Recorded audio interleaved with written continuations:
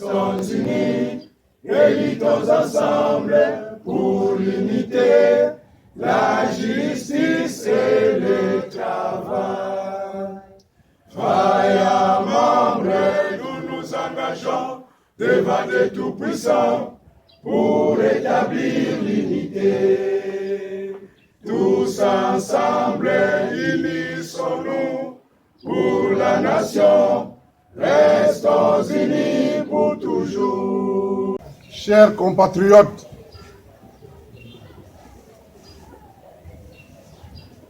après notre dernière déclaration du 24 janvier de cette année en cours, il n'y a plus de doute et nous sommes en droit d'avouer que, malgré l'entêtement de la classe politique au pouvoir, aujourd'hui, la République démocratique du Congo est bloquée. Rien ne marche sur tous les plans et plus particulièrement sur le plan politique et sécuritaire.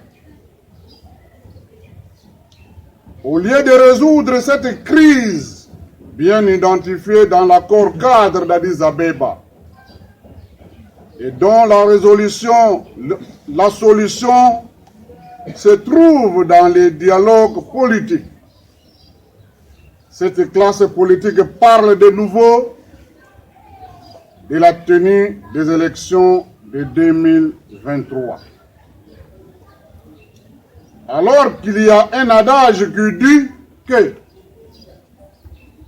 l'expérience nous rend sages. 3 cycles électoraux chaotiques organisés dans notre pays sous la conduite des confessions religieuses à la tête de la CENI, il y a lieu de noter qu'ils ont lamentablement échoué. Ces élections ont conduit à l'absence de l'État dans notre pays. Le peuple congolais ne voit plus à qui il faut s'adresser aujourd'hui. Ces élections constituent un blocage et de nouveau une source de conflit pour notre pays où la souffrance des peuples augmente de plus en plus. Il est temps pour nous, en tant qu'acteurs politiques, de reprendre conscience et de prendre au sérieux la souffrance de la population, afin de tirer toutes les conséquences qui s'imposent.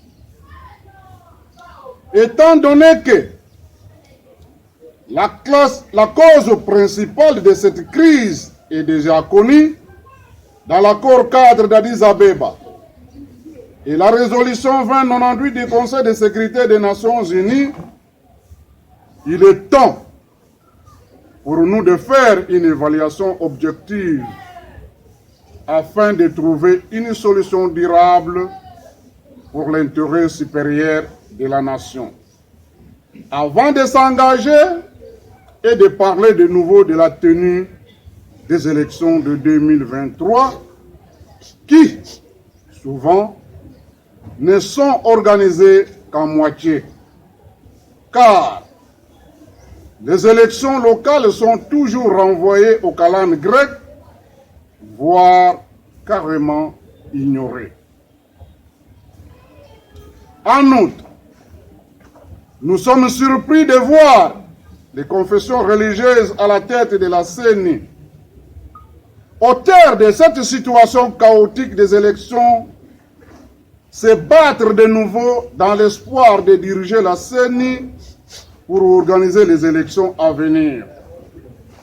Tout en oubliant que hier, ils nous ont présenté toute une scène de théâtre dont dernièrement, nous avons assisté à une polémique autour de la désignation de Rossard Malonda comme président de la CENI.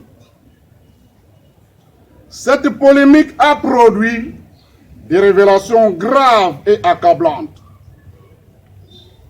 Mieux un scandale qui a mis en nu les confessions religieuses dont l'identité réelle a été dévoilée ou étalée à la place publique, montrant ainsi qu'elles ne sont pas neutres et sont des politiciens déguisés, plongés également dans la corruption et le tribalisme et sont notamment au service des impérialistes avec des multinationales qui ont pris en otage les ressources naturelles de notre pays. De plus, les confessions religieuses se servent de la population alors qu'elles se battent pour leurs propres intérêts et non pour l'intérêt de la nation. Et par ce type de comportement, nous avons découvert que les confessions religieuses sont très dangereuses pour l'avenir de notre pays. Au nom des pères spirituels en complicité des politiciens bourrés des mensonges, non seulement ils ont pris le peuple congolais en otage, mais aussi, et plus grave d'ailleurs, ce peuple est pris en étau. Au nom de Dieu, de Jésus-Christ, elles ont transformé les lieux de culte au commerce. Ils font affaire. Elles ont perdu la valeur d'être des pères spirituels. Dans ces actes, seuls les idiots et ignorants jusqu'à ce jour continuent de croire en eux. Et pour avoir de l'argent, les confessions religieuses multiplient les stratégies dans la scène politique lorsqu'on parle des élections. Au départ, ils nous en font voir qu'elles sont unies, mais à l'annonce des résultats des élections, elles font semblant d'être divisées en deux camps. Un camp corrompu se met du côté du pouvoir sortant, organisateur des élections, et annonce souvent des résultats en sa faveur. Résultats qui ne correspondent pas à la vérité des urnes. Par contre, l'autre camp se dit et se réclame du côté de la population en soutenant l'opposition, conteste ces résultats et produit les siens. Souvent, on se trouve en face de deux résultats contradictoires qui divisent la population. Sur base de la corruption, mué à un don, pour le deuxième camp, qui se rallie au premier, les deux parlent le même langage, acceptent les résultats contestés et reconnaissent ses pouvoirs. Par ailleurs, l'opposition qui s'est embarquée dans cette voie des élections en violation de la Constitution et gagnante de celle-ci a été toujours surprise par cette trahison d'une partie des confessions religieuses. Cependant, cette position ne désarme pas l'opposition dans sa lutte de rester dans sa logique de revendication de la vérité des urnes et de la recherche de l'impérium qui très souvent termine dans la rue, en résidence surveillée ou en prison. Quant au pouvoir des faits, pendant ces élections, il se réclame gagnant et installe un régime totalitaire de terreur et de répression envers l'opposition, sans savoir que cette situation va créer des troubles et l'insécurité qui empêche les investisseurs de venir investir dans notre pays. plus dommage concernant la communauté internationale, maîtresse de la démocratie. Pour des raisons d'intérêt, elle prend acte de dits résultats et soutient ce régime. D'où une démocratie à l'africaine. Chers compatriotes, comme dit si haut, 3 cycles de hold-up électoraux organisés dans notre pays ont connu des dégâts immenses. Sur ce, l'Union des Républicains et alliés ne peuvent plus accepter que, cette fois-ci, les confessions religieuses puissent de nouveau rester à la tête de la CENI pour organiser les élections à venir.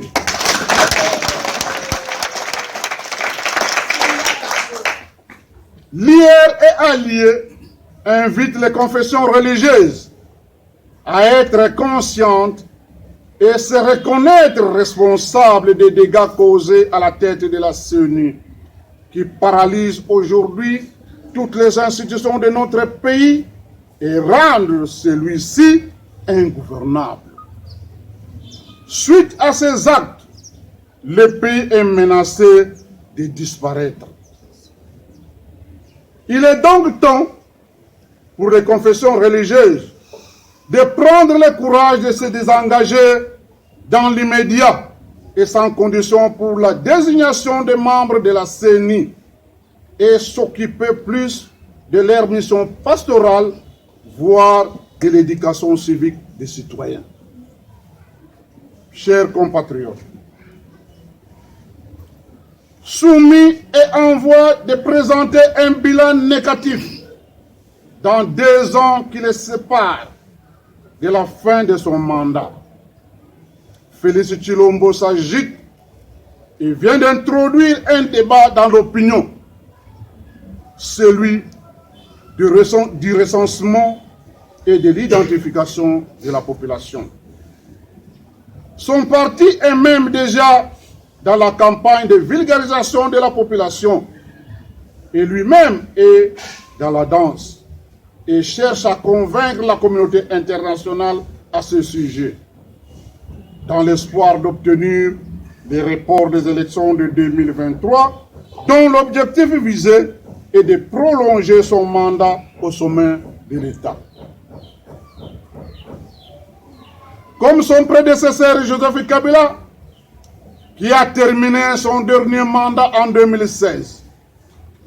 Mais, avec la complicité de l'UDPS et celle des évêques catholiques au dialogue de Saint-Sylvestre, Joseph Kabila a reçu la prolongation de son mandat. Chers compatriotes, il ne faut pas être distrait. Ce n'est plus un sujet tabou.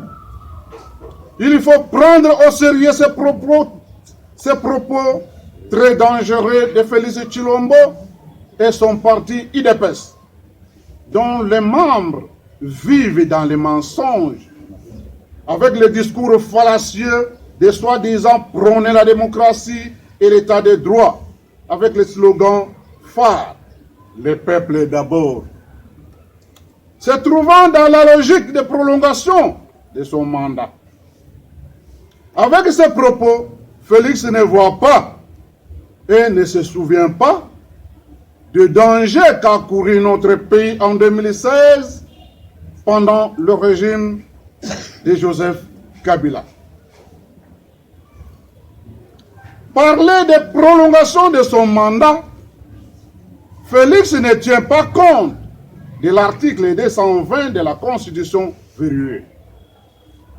Celui-ci détermine le nombre et la durée des mandats du président de la République, formellement interdit, et ne peut faire l'objet d'aucune révision constitutionnelle.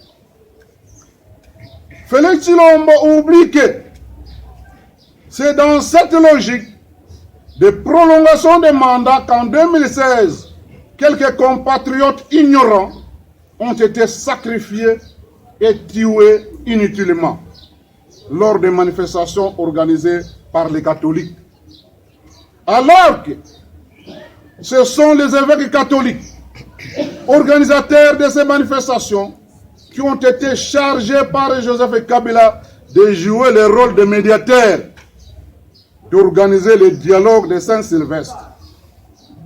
Ce sont ces mêmes évêques qui ont accordé un mandat supplémentaire non seulement à Joseph Kabila, mais également à toutes les institutions dont l'UDPS faisait partie.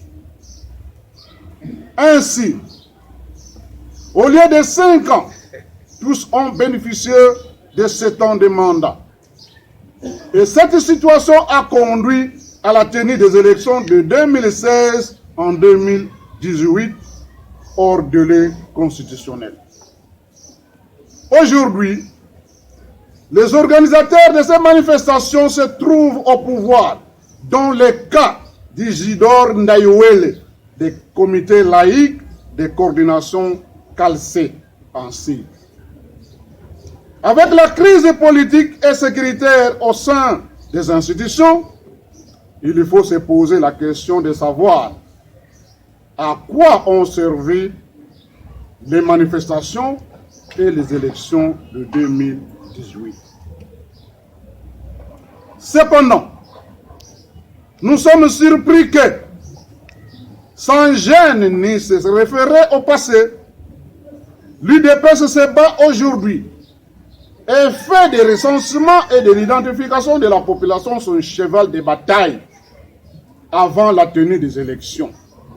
Alors que l'UDPS était parmi les partis politiques qui ont choisi la voie des élections et se sont opposés à l'Union des Républicains et alliés qui conditionnaient et exigeaient avant les élections de 2006, 2011 et 2018 que pour la crédibilité du fichier électoral, il fallait d'abord organiser le recensement et l'identification de la population. Chers compatriotes, quand à l'Union des Républicains et alliés, nous sommes tout à fait d'accord pour le recensement et l'identification de la population. Mais ceci doit se faire selon les règles du jeu du respect des articles 72, 73 et 220 de la Constitution. En effet, le mois de septembre 2023 reste le mois électoral à tous les niveaux et ne fera l'objet d'aucune prolongation de mandat de qui que ce soit au sein des institutions.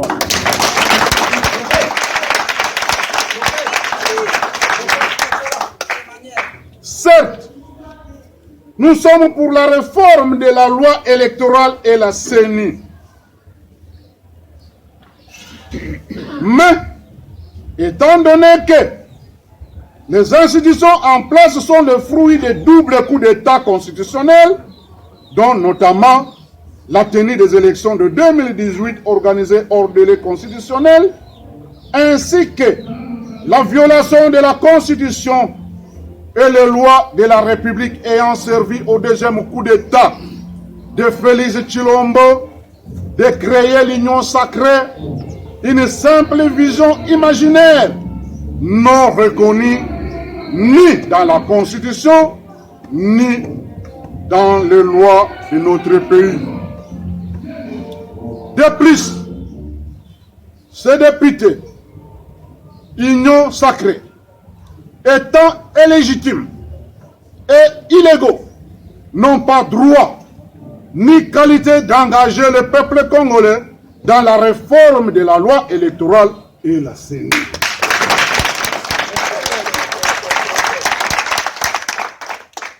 À cette occasion, l'Union des Républicains et alliés rappelle à l'opinion nationale et internationale que l'acte d'engagement renouvelé pris par le gouvernement dans l'accord cadre d'Addis Abeba, son point 5 prévoit la réforme structurelle des institutions de l'État. En clair, la CENI étant une institution citoyenne, fait aussi partie de la réforme et ses membres seront désignés par consensus au dialogue politique issu de l'accord cadre par toutes les parties prenantes au conflit. Seuls les parlements mis en place au dialogue politique issu de l'accord cadre, composé de toutes les parties prenantes au conflit, par consensus, aura le pouvoir de statuer sur ces cas. Nous ne pouvons plus accepter revivre la même situation du régime de Joseph Kabila, aujourd'hui avec l'Union sacrée.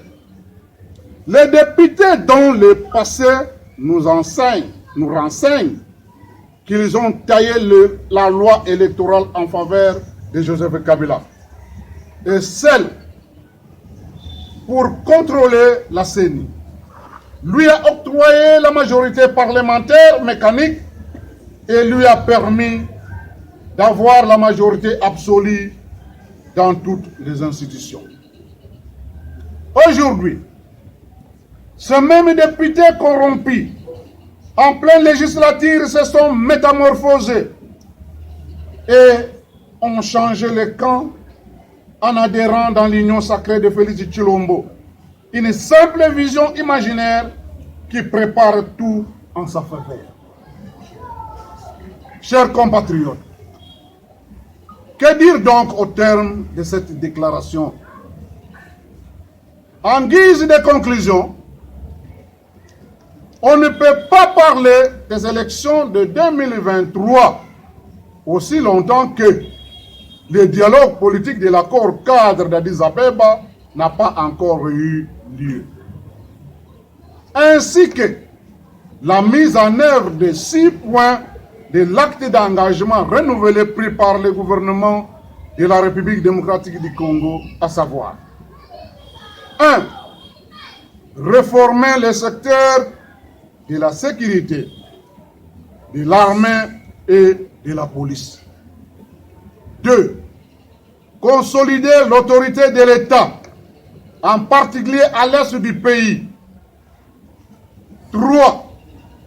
Effectuer des progrès en ce qui concerne la décentralisation. 4. Promouvoir le développement économique, y compris au sujet de l'expansion des infrastructures et de la fourniture des services sociaux de base. 5. Promouvoir la réforme structurelle des institutions de l'État, y compris la réforme des finances. 6. Promouvoir les objectifs de réconciliation nationale, de tolérance et de démocratisation. De cette manière, ces 6 points de l'acte d'engagement constituent d'office l'ordre du jour du dialogue politique. En outre, on ne peut pas penser aux élections de 2023 tant que le problème crucial de l'insécurité à l'est du pays et au nord Katanga n'est pas résolu. De même, on ne peut pas non plus parler de recensement et de l'identification de la population aussi longtemps que le dialogue politique n'a pas encore eu lieu. Pour nous, à l'heure actuelle, les institutions en place, y compris le gouvernement de Jean-Michel Lukonde, ne sont que provisoires. Par ailleurs, soulignons que dans ce dialogue politique, le dossier de la MONUSCO, 20 ans en République démocratique du Congo, avec des moyens colossaux, sans efficacité, figure aussi en bonne place. Au demeurant, sous la médiation de la communauté internationale, le dialogue politique ici de l'accord cadre va réunir 1. Les institutions en place de la façon ci-après. A. L'union sacrée, avec comme chef de file Félix Tshilombo, dont le M23 fait aujourd'hui partie. B. Le FCC, avec comme chef de file Joseph Kabila. C. Lamouka, dont les chefs de file sont Adolphe Mouzitou et Martin Fayoulou. 2. L'opposition non institutionnelle. L'Union des Républicains est alliée avec comme chef de file Norbert Louyeye. 3. Tous les groupes armés congolais à l'est du pays, dans les grands Katanga, y compris une délégation de chefs coutumiers et des notables de l'est de la République démocratique du Congo. Notez bien, la société civile neutre n'existe pas en République démocratique du Congo. La société civile est inféodée à la classe politique. Chacune de ces branches y prendra part aux côtés de la classe politique à laquelle elle appartient. Chers compatriotes, pour terminer, on ne peut pas parler des élections de 2023 à ce jour dans notre pays sans faire allusion à la réforme structurelle des institutions de l'État. En effet, c'est par la voie pacifique, c'est-à-dire le dialogue politique global et inclusif de toutes les parties prenantes au conflit, que nous pouvons résoudre les problèmes cruciaux de l'insécurité à l'est du pays et au nord Katanga, ainsi que les conflits ethniques des populations des Grands Kasaï sacrifiées et abandonnées à leur triste sort et se trouvent comme dans un état sous un autre état. Et non par la voie des armes dont les FARDC et la MONUSCO ont montré leurs limites. 20 ans de combat d'Iran. Elles ont échoué et sont incapables de déloger les groupes armés et de mettre fin à la guerre en vue d'instaurer la paix dans ce coin du pays. Je dis et je vous remercie.